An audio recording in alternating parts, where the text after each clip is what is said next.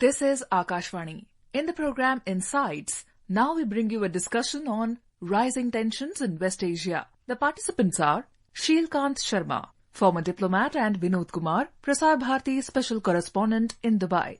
The moderator is Simran Sodhi, journalist.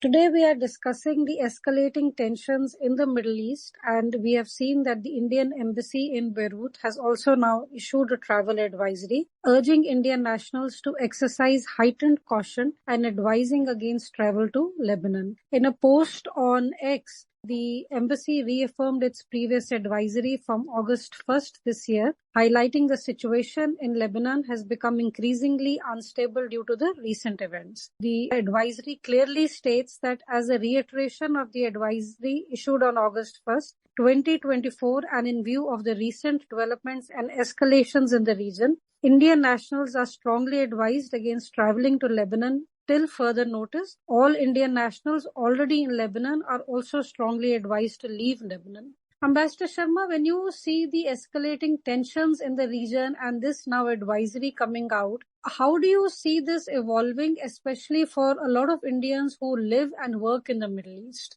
Indians in the Gulf region and the Middle East, we are totally against, expanding a regional conflagration. We do not want a regional war in that area. So India's position has been throughout last 1 year that they want peace and calm to return and let them talk and through diplomatic and peaceful means find a solution. And India has been against escalating tensions and escalating conflict. But in Lebanon, what has happened is a next spiral of escalation which has taken place over the last week. First, there were pagers and there were a lot of people killed. And then there were attacks on the missile commander. Yesterday, Hezbollah's missile commander has been killed. And so there's a second senior commander in Lebanon who has been killed by Israel. Ibrahim Qubaisi was killed yesterday. And before that, Shukr was killed in 31st of July. And that's how 1st of August things became very tense. So Embassy of India issued an advisory. And this time, the advisory is more serious because everyone is worried about a serious escalation, very grave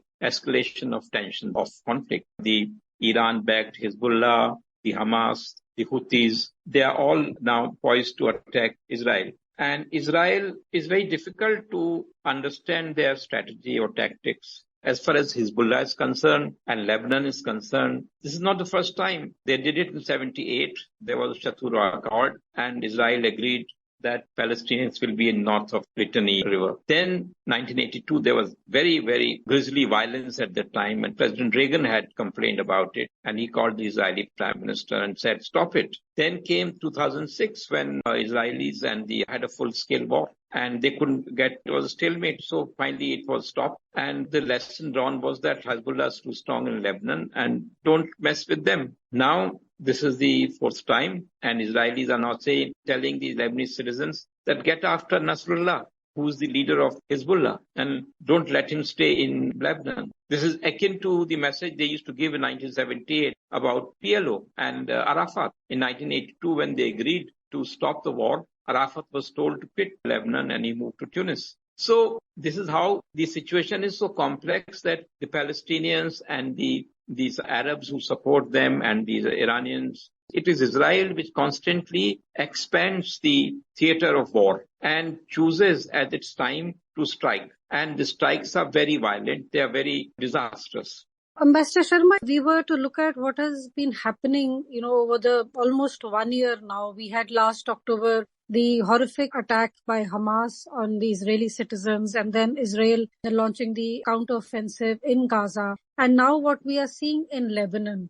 There is also, and we had the Iranian president a few days back, he was saying at the UN that, this is an attempt by Israel to bring the whole of the Middle East into a conflict or an attempt to make this conflict even wider. Do you feel, our worst fears are coming true in the sense that this conflict is growing in size? And is there any danger that players like Iran at some point will have to get into it or will be pushed into getting into this conflict? If after October 7, when the escalation started and Israeli bombing started, if Iran did not jump in at that time, the situation today is much worse for Iran to jump in. If Iran had to follow advice for restraint, say 1 year back, then that advice for restraint today is even more relevant because the global situation is not easy today. It is worse than what was a year back. So, and then everyone is counseling Israel and Iran and the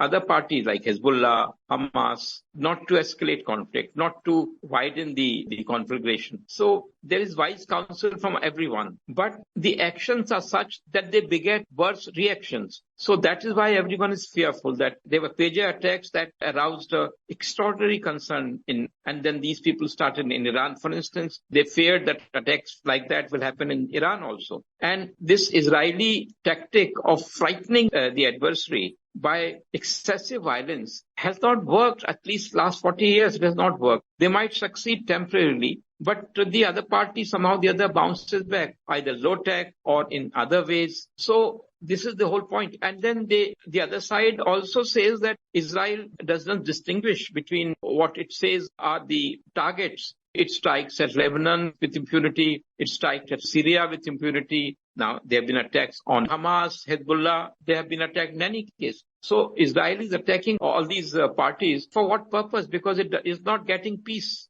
And it is not securing, like Israel now says, that its citizens in the northern part of Israel, their security is the priority of the war, which is a very frightening statement. That means they are not secure yet. And Israel is going to war to ensure their security. So what has led Israel to make their own citizens in the northern region vulnerable? Then Hezbollah has fired missiles, and those missiles, they say no one has heard. But, this is what they will do. So this is a situation from where escalation is no solution. Ambassador Sharma, when we see the attacks that are happening in Lebanon today and Israel, it has also said that there was some media reports coming out that the US and France has proposed a peace plan. And Netanyahu is saying that he doesn't want to have any ceasefire in the region. Do you feel that we are seeing an Israeli stance which has hardened with time and is not open to maybe negotiations or a pause or some kind of a ceasefire? The adversaries of Israel,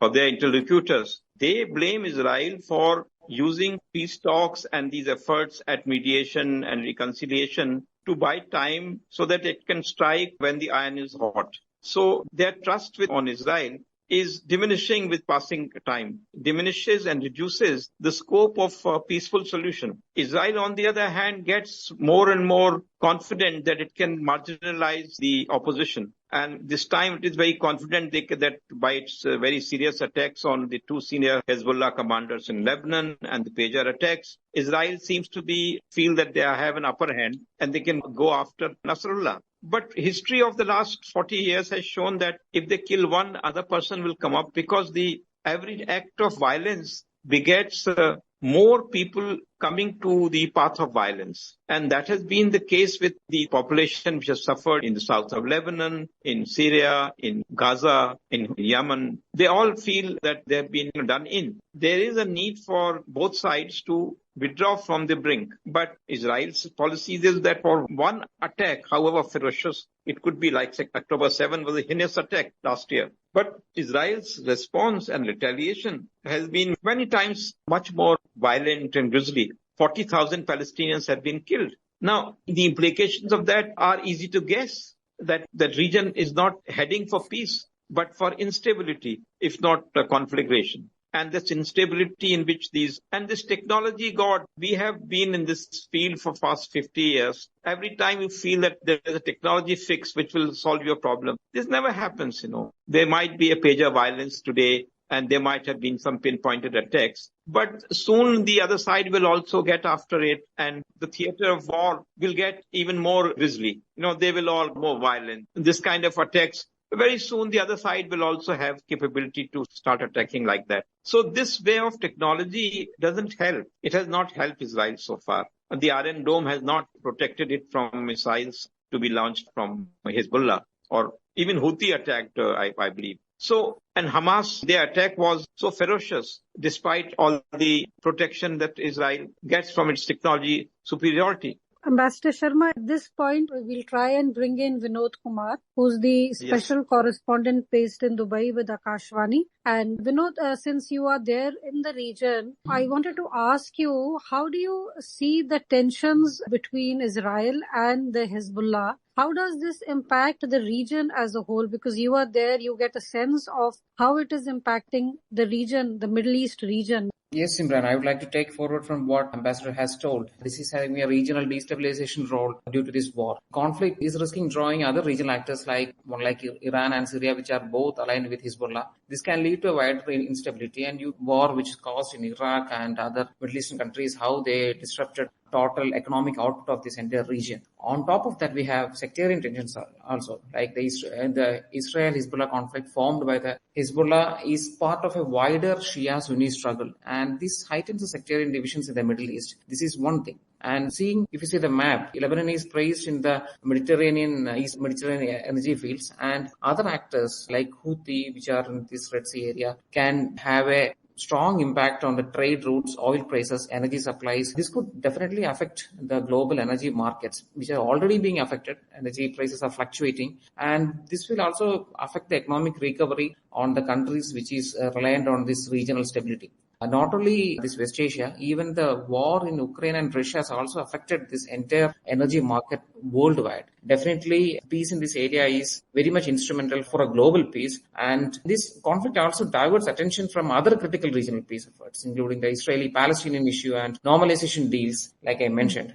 Ambassador Sharma, how do you see India positioning itself? Because we see that India today enjoys excellent relations with Israel, but India also enjoys excellent ties with every Middle Eastern nation. India's first and uppermost priority is the safety and security of its nationals. And India's good relations with all parties in the region are first and foremost necessary to ensure that if situation gets, from bad to worse, then our nationals are not put in harm's way and we could get them back. This has been our highest priority. Apart from that, India has been asking for de-escalation, has been asking for prevention of escalation of conflict, warfare, violence, and choosing the way of peace through diplomacy. So these are the lines on which India has been working. It has also been in favor of a two-state solution to the problem of Palestine. But the two-state solution has been actually left behind by the Hamas violence last October, and no one in Israel can afford to allow state remaining from where attack can come to Israel.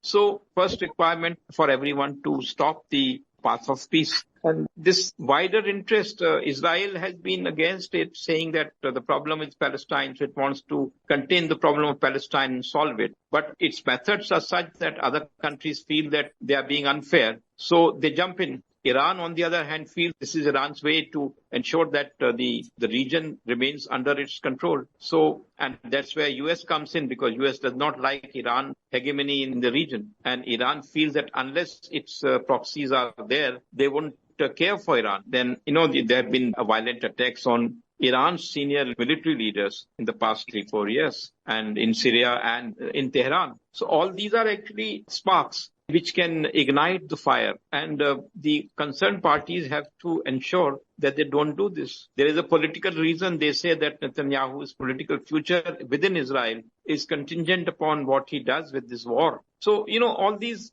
regional and trans-regional factors, they come into play in this whole game. And this game has become very, very violent, very prone to conflagration. So we will end today's discussion with these thoughts, and in the coming days we will continue our discussions on the situation in the Middle East and how it is escalating in terms of tensions. With these conversations, we bring today's dialogue to an end. Thank you. Thank you. You were listening to a discussion on rising tensions in West Asia. The participants were Sheel Sharma, former diplomat, and Vinod Kumar, Prasar Bharati special correspondent in Dubai. The moderator was Simran, Sodhi, journalist. This program was produced and presented by the News Services Division of Akashvani. You can listen to it on our mobile app News on Air. This program is also available on our YouTube channel News on AIR Official. You may share your feedback about this program through email at airnsdtalks@gmail.com or WhatsApp on 9289 094 044.